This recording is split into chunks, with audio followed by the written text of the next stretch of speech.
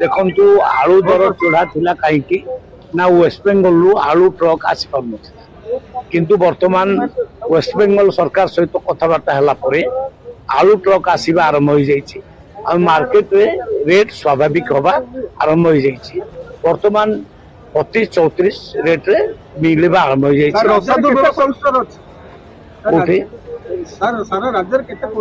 राज्य रे जो कोल्ड स्टोर अच्छी चालू ना ये सरकार कोल्ड स्टोर कला ना सचल अच्छी सर से बहुत कम अच्छी 8-9टी सचल अच्छी आउ सब गुड़ाक बंद अच्छी नियंत्रण व्यवसायी मानक औषध कौन चेतावनी देवे आज भी मार्केट 40 टका बिक्री हो नहीं मु सकाळु खबर नहीं विभिन्न मार्केट रे 34-35 यही प्रकार रेट रही सी आहरी नियंत्रण को आसीजिवो जेते बेले सब गाड़ी वेस्ट बेंगल आसी आलूर स्थिति गतकाली जहाँ थिला ताटू टिके इम्प्रूव करछि आमे गतकाली आलू मार्केट रे अवेलेबल नथिला लोकन पाखरे किनिया चाहिए किनी पारु नथिले किंतु आलू आज सब जगह अवेलेबल अच्छी जो प्राइस सरकार डिक्लेयर कर रिटेल प्राइस 32 टका डिक्लेयर कर जो आलू आसी टे अधिका खर्च करी आमे ताको आनीचु आमर मुख्य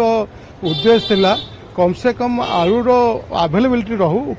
जहाद्वारा कि जहाँ भी रेट हो सरकार लोक ताकू पाइबे तेणु आमे किछि अधिका पैसा खर्च करी आलू को सबू मार्केट को किसी ना किसी मालू जरूरी मुताबक आसी एवं आमे गत काली ठारू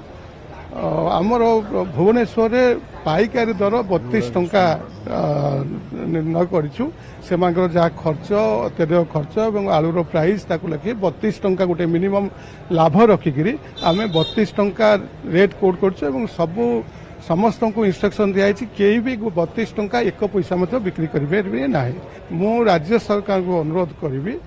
जो 32 टंका जो रेट रखी खाउटी किणापी ताकू अंतत पक्षे 37 टंका करा कहीं ना जदि 5 टंका लाभ हेले से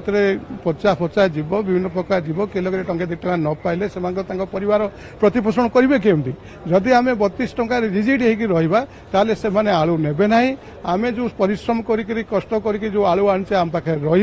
रथच खाउटी पाइपर ना सेपटे किंतु गतकाली भली आज मध्य सीमांतरे समान अवस्था पश्चिमबंग सीमारे थिबा सबु चेक गेट रे जांच को कड़ाकड़ी करिसंती